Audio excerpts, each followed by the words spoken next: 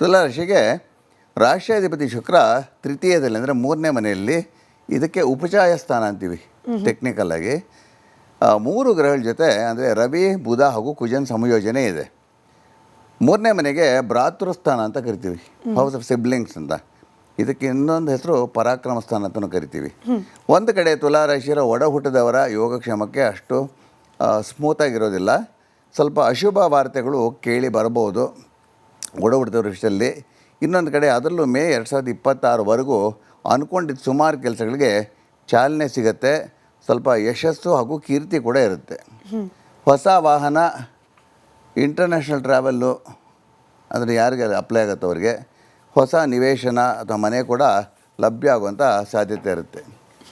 ಆದರೆ ಆರೋಗ್ಯದಲ್ಲಿ ಆಯಾಸ ಹೆಚ್ಚಾಗಿ BP, ಯೂರಿಕ್ ಆ್ಯಸಿಡ್ ಲೆವೆಲ್ಸು ಕೂಡ ಹೆಚ್ಚಾಗ್ಬೋದು.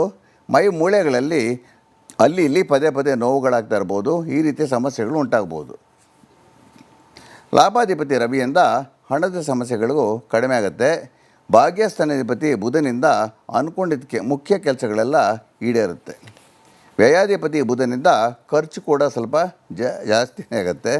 ದ್ವಿತೀಯ ಸಪ್ತಮಾಧಿಪತಿ ಕುಜನಿಂದ ಸಂಭಾವಿತರಿಗೆ ಮದುವೆ ಪ್ರಯತ್ನ ಫಲಿಸುತ್ತೆ. ಅಂದರೆ ಯಾರು ಟ್ರೈ ಮಾಡ್ತಾ ಇರ್ತಾರೋ ಆಗುತ್ತೆ. ಆದರೆ ಇಷ್ಟು ಗ್ರಹಗಳ ಮೇಲೆ ಶನಿಯ ದಶಮ ದೃಷ್ಟಿ ಇರೋದ್ರಿಂದ ಮನಸ್ಸಲ್ಲಿ ಏನೋ ಒಂದು ಎಕ್ಸ್ಪ್ಲೇನ್ ಮಾಡೋಕ್ಕಾಗದಿರೋದು ಒಂದು ಆತಂಕ ಅಂತ ಇರುತ್ತೆ ಅವರಿಗೆ. ಕರ್ಮಸ್ಥಾನಾಧಿಪತಿ ಚಂದ್ರ ಅಷ್ಟಮದಲ್ಲಿ ಉಚ್ಚನಾಗಿರೋದ್ರಿಂದ ವೃತ್ತಿಯಲ್ಲಿ ವಿಚಿತ್ರ ಅನಿರೀಕ್ಷಿತ ರೀತಿಯಲ್ಲಿ ಆಗಾಗ ದುಡ್ಡು ಬರ್ತಾ ಇರುತ್ತೆ. ಅಂದರೆ ಸ್ವಲ್ಪ ಅನ್ಎಕ್ಸ್ಪೆಕ್ಟೆಡಾಗಿ ಬರ್ತಾ ಇರುತ್ತೆ. ರಾಶಿಯ ಮೇಲೆ ಹಾಗೂ ಚತುರ್ಥ ಗ್ರಹಗಳ ಮೇಲೆ ಗುರು ದೃಷ್ಟಿಯಿಂದ ಕೆಲವು ಒಳ್ಳೆಯ ಆಸೆಗಳು ಕೂಡ ಈಡೇರುತ್ತೆ. ತುಲಾ ರಾಶಿಯವರು ಕೂಡ ಸ್ವಲ್ಪ ಬೆನ್ನೋವಿಂದ ನರಳಬಹುದು. ಅಂದರೆ ಆಗಾಗ ಏಕಾದಶಿಯಲ್ಲಿ ಕೇತು ಇರೋದ್ರಿಂದ ಕೆಲವು ದೈವಿಕ ಅನುಭವಗಳು ಕೂಡ ಆಗ್ಬೋದು. ಇವರ ದೃಷ್ಟಿಕೋನದಲ್ಲಿ ದೊಡ್ಡ ಬದಲಾವಣೆ ಉಂಟಾಗ್ಬೋದು. ಅಂದರೆ ಅವರು ಏನು ಅಂದ್ಕೊಂಡಿರ್ತಾರೆ, ಈ ಪ್ರಪಂಚ ಹೀಗೆ ಅಂದ್ಕೊಂಡ್ರೆ ಅದೇನು ತಪ್ಪು ಅಂತ ಫೀಲ್ ಆಗುತ್ತೆ. ಇವರು ಒಳ್ಳೆಯವರು ಅಂತ ಅಂದ್ಕೊಂಡಿದ್ರೆ ಅವರು ಇದು ಅಂತ, ಆ ರೀತಿಯಲ್ಲಿ ದೃಷ್ಟಿಕೋನ ಬದಲಾವಣೆ ಉಂಟಾಗುತ್ತೆ. ಪಂಚಮದಲ್ಲಿ ರಾಹು ಇರೋದ್ರಿಂದ ತುಲಾ ರಾಶಿಯ ದಂಪತಿಗಳು ಮಕ್ಕಳು ಮಾಡಿಕೊಳ್ಳೋ ಯೋಚನೆಗಳನ್ನು ಕನಿಷ್ಠ 4 ತಿಂಗಳ ಕಾಲ ಮುಂದೂಡಿದ್ರೆ ಭಾಳ ಕ್ಷೇಮ ಅಂತ. ತುಲಾ ರಾಶಿಯ ಗರ್ಭಿಣಿಯರು ಸೂರ್ಯಾಸ್ತದ ನಂತರ ಮನೆ ಒಳಗೆ ಇದ್ದರೆ ಬಹಳ ಒಳ್ಳೆಯದು, ಕತ್ತಲಿಗೆ ಹೋಗೋದು ಬೇಡ ಅಂತ ಈ ಜಾತಕದ ಪ್ರಕಾರ ಹೇಳುತ್ತೆ. ಇನ್ನು ಇದಕ್ಕೆ ಸಂಬಂಧಪಟ್ಟಂತೆ ಪರಿಹಾರ, ಪೂರ್ವ ಪುಣ್ಯ ಸ್ಥಾನದಲ್ಲಿ ರಾಹು ಇರೋದರಿಂದ ತುಲಾ ರಾಶಿಯವರು ನರಸಿಂಹ ಮಂತ್ರವನ್ನು ದಿನನಿತ್ಯ ಬೆಳಗ್ಗೆ ಅಥವಾ ಸಂಜೆ ಉತ್ತರಾಭಿಮುಖ 54 ಬಾರಿ ಜಪಿಸಿದರೆ ಬಹಳ ಒಳ್ಳೆಯದು.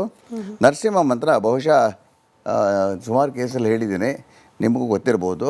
ಯಾವ ರೀತಿಯಲ್ಲಿ ಬರುತ್ತೆ ಅಂದರೆ, ಉಗ್ರಂ ವೀರಂ ಮಹಾವಿಷ್ಣುಂ ಜಲಂತಂ ಸರ್ವತೋಮುಖಂ ನರಸಿಂಹಂ ಭೀಷಣಂ ಭದ್ರಂ ಮೃತ್ಯುಂ ನಮಾಮ್ಯಂ ಅಂತ ಬರುತ್ತೆ. ಇಲ್ಲಿ ನೋಡಿ, ಈ ನರಸಿಂಹಂ ಭೀಷಣಂ ಭದ್ರಂ ಇದೆಯಲ್ಲ, ಅದು ಈ ರೀತಿಯಲ್ಲಿ ಹೇಳ್ಬೋದು. ನೃಸಿಂಹಂ ಭೀಷಣಂ ಭದ್ರಂ ಅಂತಲೂ ಹೇಳ್ಬೋದು, ಇಲ್ಲ ನಾರಸಿಂಹಂ ಭೀಷಣಂ ಭದ್ರಂ ಅಂತಲೂ ಹೇಳ್ಬೋದು. ಅದು ಅವರವ್ರ ಇಷ್ಟಕ್ಕೆ ಸಂಬಂಧಪಟ್ಟಂತೆ. ಇಷ್ಟು ತುಲಾ ರಾಶಿಯ ಫಲಗಳು. ಸೊ ವೃಶ್ಚಿಕ ರಾಶಿಯವರಿಗೆ ಸಮಸ್ಯೆ ಇದೆಯಾ ಅಥವಾ ಲಾಭದಾಯಕವಾಗಿದೆಯಾ? ಅಲ್ಲಿಗೆ ಬಂದ್ಬಿಡೋಣ ಗುರುಗಳೇ. ವೃಶ್ಚಿಕ ರಾಶಿ 2026. ವೃಶ್ಚಿಕ ರಾಷ್ಟ್ರಾಧಿಪತಿ ಕುಜ ದ್ವಿತೀಯದಲ್ಲಿ ಅಂದರೆ ಧನುಸ್ಸಲ್ಲಿದ್ದು ಅದರ ಮೇಲೆ ಶನಿಯ ದಶಮ ದೃಷ್ಟಿ ಮತ್ತು ಶನಿಯ ಮೇಲೆ ಕುಜನ ದೃಷ್ಟಿ, ಅಂದರೆ ಪರಸ್ಪರ ಮ್ಯೂಚುವಲ್ ಆಸ್ಪೆಕ್ಟ್ ಅಂತಿದೆಯಲ್ಲ. ವೃಶ್ಚಿಕ ರಾಶಿಯವರಿಗೆ ಎಲ್ಲ ರೀತಿಯ ಒತ್ತಡಗಳು ದೈಹಿಕ ಹಾಗೂ ಮಾನಸಿಕ ಹೆಚ್ಚಾಗ್ಬೋದು. ಸ್ವಲ್ಪ ಜುಗುಪ್ಸೆ ಸ್ಥಿತಿ ಕೂಡ ಉಂಟಾಗ್ಬೋದು. ಎಲ್ಲ ಕನ್ಫ್ಯೂಷನ್ಸ್ ಜಾಸ್ತಿ ಆಗ್ತಾ ಬರುತ್ತೆ ಅವರಿಗೆ. ಎಲ್ಲ ಮುಖ್ಯ ಕೆಲಸಗಳು ವಿಳಂಬ ಹಾಗೂ ಸ್ಥಗಿತ ಆಗ್ಬೋದು. ಇದೆಲ್ಲ ಹೇಳಿದ್ನಲ್ಲ ತಾತ್ಕಾಲಿಕಕ್ಕಿಂತ ಮೇ ತಿಂಗಳವರೆಗೆ ಅಂತ ಹೇಳ್ತಾ ಇದ್ದೀನಿ. ಸಪ್ತಮ ವ್ಯಯಾಧಿಪತಿ ಶುಕ್ರ ಹಾಗೂ ರಾಷ್ಟ್ರಾಧಿಪತಿ ಹಾಗೂ ಷಷ್ಠ್ಯಾಧಿಪತಿ ಕುಜ ಇಬ್ಬರು ಒಂದೇ ರಾಶಿಯಲ್ಲಿದ್ದು ಶನಿ ದೃಷ್ಟಿಗೆ ಈಡಾಗಿರೋದ್ರಿಂದ ಪತಿ ಪತ್ನಿ ಯೋಗಕ್ಷೇಮಕ್ಕೂ ಅಷ್ಟು ಒಳ್ಳೆಯದಲ್ಲ. ಯೋಗಕ್ಷೇಮಕ್ಕೆ ಅಂದರೆ ಏನೋ ಡಿಫ್ರೆನ್ಸಸ್ ಒಪಿನಿಯನು ಈ ರೀತಿಯಲ್ಲಿ ಬರ್ತಾ ಇರುತ್ತಮ್ಮ. ಹಾಗೆಯೇ ಮದುವೆ ಆಗಿ ಬಹಳ ವರ್ಷಗಳಾಗಿದ್ದರೂ ದಂಪತಿಗಳಲ್ಲಿ ವೈಮನಸ್ಸು ಹಾಗೂ ಅಸಮಾಧಾನ ಉಂಟಾಗುವಂಥ ಕೆಲವು ಪರಿಸ್ಥಿತಿಗಳು ಉಂಟಾಗ್ತಾ ಇರುತ್ತೆ. ಅಷ್ಟಮದಲ್ಲಿ ವಕ್ರಗುರು ಹಾಗೂ ಅಷ್ಟಮಾಧಿಪತಿ ಬುಧ ಪರಸ್ಪರ ದೃಷ್ಟಿಗೀಡಾಗಿರೋದ್ರಿಂದ ಪಿತ್ರಾರ್ಜಿತ ಆಸ್ತಿ ವಿಷಯದಲ್ಲಿ ಸ್ವಲ್ಪ ಅನುಕೂಲ ಉಂಟಾಗ್ಬೋದು. ಕರ್ಮಸ್ಥಾನಾಧಿಪತಿ ರವಿ ದ್ವಿತೀಯದಲ್ಲಿರೋದ್ರಿಂದ ನೌಕರಿ ಅಥವಾ ಉದ್ಯಮದಲ್ಲಿ ಒಳ್ಳೆಯದು. ಚತುರ್ಥದಲ್ಲಿ ರಾಹು ಇರೋದ್ರಿಂದ ಮನೆಯಲ್ಲಿ ಎಲೆಕ್ಟ್ರಿಕಲ್ ಶಾರ್ಟ್ ಸರ್ಕ್ಯೂಟ್ಸು, 4ನೇ ಮನೆ ಗೃಹಸ್ಥಾನ ಅಂತ ಹೇಳ್ತೀವಿ. ಎಲೆಕ್ಟ್ರಿಕ್ ಉಪಕರಣಗಳು ಪದೇ ಪದೇ ಕೆಡೋದು, ವಾಷಿಂಗ್ ಮಿಷಿನು ಇದೆಲ್ಲ. ಹಾಗೆಯೇ 4ನೇ ಮನೆಗೆ ಮಾತೃಸ್ಥಾನ ಅಂತ ಹೇಳೋದ್ರಿಂದ ತಾಯಿ ಯೋಗಕ್ಷೇಮಕ್ಕೂ ಅಷ್ಟು ಒಳ್ಳೆಯದಲ್ಲ. ಸಪ್ತಮದಲ್ಲಿ ಉಚ್ಚ ಚಂದ್ರ ಇರೋದ್ರಿಂದ ವೃಶ್ಚಿಕ ರಾಶಿ ಕೆಲವರಿಗೆ ಪ್ರೇಮ ಪ್ರಸಂಗಗಳು ಉಂಟಾಗ್ಬೋದು. ಕರ್ಮಸ್ಥಾನ ಅಂದರೆ 10ನೇ ಮನೇಲಿ ಕೇತು ಇರೋದರಿಂದ ಸ್ವಲ್ಪ ಧರ್ಮ ಕಾರ್ಯಗಳು ಹೆಚ್ಚಾಗಿ ಅದರಿಂದ ಅನಿರೀಕ್ಷಿತ ಧನ ಹಾನಿ ಕೂಡ ಉಂಟಾಗ್ಬೋದು. ಕೆಲವು ಈ ಧರ್ಮ ಕಾರ್ಯಗಳು ಅಂದ್ಕೊಂಡು ಹೋಮ ಹವನ ಅಂದ್ಕೊಂಡು ಈಗೆಲ್ಲ ಕೆಲವು ಪಾಪ ಚಾರ್ಜ್ ಮಾಡೋರು ಇರ್ತಾರೆ, 5 ಲಕ್ಷ 10 ಲಕ್ಷ ಅಲ್ಲಿ ಚಾರ್ಜ್ ಮಾಡೋದು, ಇದನ್ನು ಕಳ್ಕೋಬೋದು. ಕಣ್ಣಿನ ಆರೋಗ್ಯಕ್ಕೆ ಸಾಧಾರಣವಾಗಿ ಒಳ್ಳೆಯದಲ್ಲ, ಅವರು ಸರಿಯಾಗಿರೋ ತಜ್ಞರಿಗೆ ತೋರಿಸ್ಕೋಬೇಕು. ಪಂಚಮದಲ್ಲಿ ಶನಿ ಇರೋದರಿಂದ ಮಕ್ಕಳ ಜೊತೆ ಸ್ವಲ್ಪ ಅಪಾರ್ಥಗಳು ಉಂಟಾಗುತ್ತೆ. ಹಾಗೆಯೇ ವೃಶ್ಚಿಕ ರಾಶಿಯವರು ಒಂದು 3 ತಿಂಗಳ ಕಾಲ ಬಹಳ ಅಸಮಾಧಾನದ ಮನಸ್ಥಿತಿಯಲ್ಲಿರ್ತಾರೆ. ನನ್ನ ದೀರ್ಘ 48 ವರ್ಷದ ಅನುಭವದಲ್ಲಿ ನೋಡಿ, ಎಲ್ಲರಿಗೂ ಅಲ್ಲ, ಎವ್ರಿ ರೂಲ್ ಇಸ್ ಎಕ್ಸೆಪ್ಷನ್ ಅಂತ ಹೇಳ್ತೇವಲ್ಲ, ಕೆಲವು ಜಾತಕಸ್ಥರಿಗೆ ಪಂಚಮದಲ್ಲಿ ಶನಿ ಇದ್ದರೆ, 5ನೇ ಮೇಲೆ ಶನಿ ಇದ್ದರೆ OCD ಅನ್ನೋ ಮಾನಸಿಕ ಅಸ್ವಸ್ಥತೆ ಸ್ವಲ್ಪ ಉಂಟಾಗ್ಬೋದು. ಅಂದರೆ ಅಬ್ಸೆಸಿವ್ ಕಂಪಲ್ಸಿವ್ ಡಿಸಾರ್ಡರ್ ಅಂತ. ಅಫ್ಕೋರ್ಸ್ ಇದಕ್ಕೆಲ್ಲ ನುರಿತ ವೈದ್ಯರ ಸಲಹೆ ಪಡ್ಕೋಬೇಕಾಗತ್ತೆ.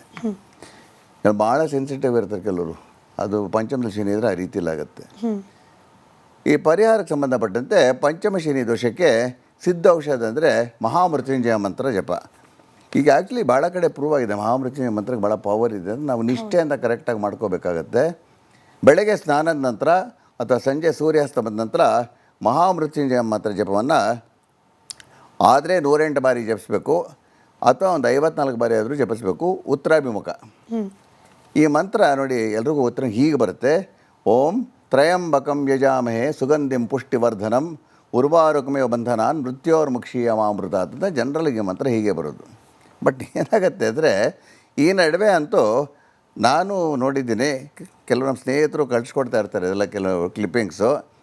ಏನೋ ಅನುಭವ ಇಲ್ಲದೆ ಇರೋರು ಈ ಮಂತ್ರವನ್ನು ವಿಚಿತ್ರ ರೀತಿಯಲ್ಲಿ ಹೇಳಿ ಇದೇ ಸೀರೆ ಅಂತ ವಾದಿಸಿ ಮುಗ್ಧ ಭಕ್ತಾದಿಗಳನ್ನು ಸ್ವಲ್ಪ ಮಿಸ್ಲೀಡ್ ಮಾಡೋವಂಥದ್ದು ಎಕ್ಸಾಂಪಲ್ಸು ನಾನು ಕೊಡಬೇಕಾಗತ್ತಮ್ಮ.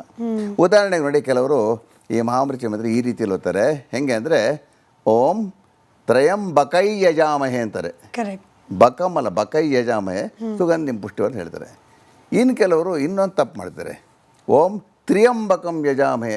ತ್ರಿ ಅಂದರೆ 3 ಅಂದ್ಬಿಟ್ಟು ತ್ರಿನೇತ್ರ ಅಂದ್ಬಿಟ್ಟು ಅದಕ್ಕೊಂದೇನೋ ಎಕ್ಸ್ಪ್ಲೇನ್ ಹೇಳ್ಬಿಟ್ಟು ಓಂ ತ್ರಿಯಂಬಕಂ ಯಜಾಮಹೆ ಅಂತಾರೆ. ಅದು ತ್ರಯಂಬಕಮ್ಮು ಅಥವಾ ನೀವು ಮ್ಯಾಕ್ಸಿಮಮ್ಮು ತ್ರ್ಯಂಬಕಂ ಅಂತ ಹೇಳ್ಬೋದು. ಇನ್ನಷ್ಟು ಪುಣ್ಯಾತ್ಮರು ಬಹಳ ವಿಚಿತ್ರವಾಗಿ ಮಂತ್ರನ ಜಪಿಸೋದು ನಾನು ಕೇಳಿಸ್ಕೊಂಡಿದ್ದೀನಿ. ಮತ್ತು ಕೆಲವರು ನನ್ನ ಕ್ಲಿಪ್ಪಿಂಗ್ಸ್ ಕಳಿಸಿದ್ದಾರೆ. ಓಂ ತ್ರಯಂಬಕಂ